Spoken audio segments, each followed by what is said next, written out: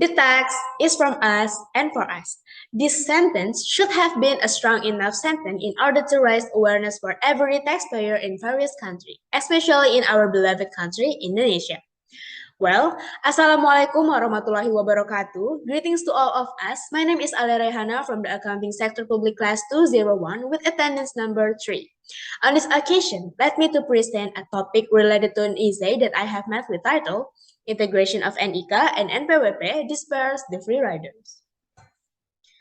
Okay, it's time to look for trouble. Just kidding, guys. So I will invite all of you to listen to this graph that I got from the text webinar slide at PPIMK in 2021.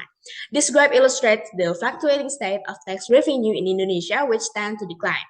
This is also seen in terms of the tax ratio as a measure of a country's tax performance. And if we refer to international standard, Indonesia should at least touch 15%. The trend of tax complaints, as illustrated in this graph, has become a rather sad reality regarding the state of the tax ratio in Indonesia. In fact, in the state, revenue scam tax are dominating. Problems related to the low tax ratio in Indonesia are dominated because there are still many people who don't care about the tax obligation. In fact, many consider that tax are only a burden for every Indonesian citizen, especially during a situation like this. Again and again, the main point of trouble is about free rider. Yep, the free riders, the tax connoisseurs without contributing. Of course, it becomes something that must be eradicated immediately, right? Because in fact, they are very harmful. Therefore, our government, as the representative of the voice of justice for the Indonesian people, is always looking for opportunity to eradicate the free rider.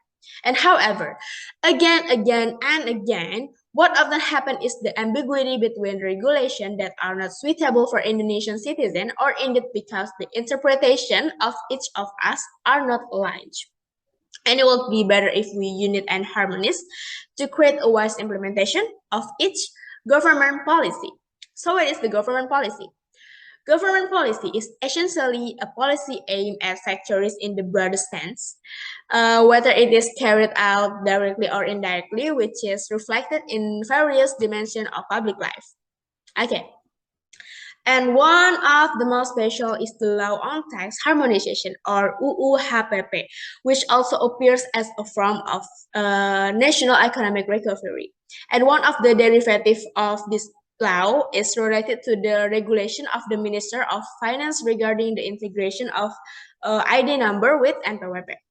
This policy is considered to be quite effective and significant in overcoming the problem of taxpayer awareness in Indonesia. The integration of ID number and Npwp will certainly make it easier for taxpayers to register and join the system. The policy obligation to use NIK and Npwp will also facilitate the monitoring process carried out by the DJP.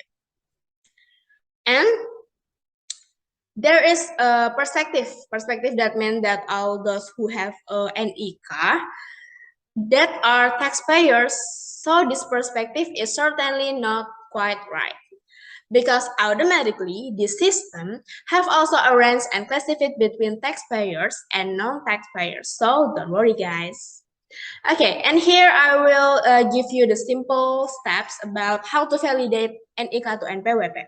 Okay, the first, of course, you can visit the DJP online page, namely djponline.pajak.go.id. And next, you can log in by entering the Npwp along with the password and the security card or captcha provided. After successfully logging in, then enter the main menu profile. In the profile menu, it will show the validity status of the main data you have, whether it needs to be updated or needs to be confirmed.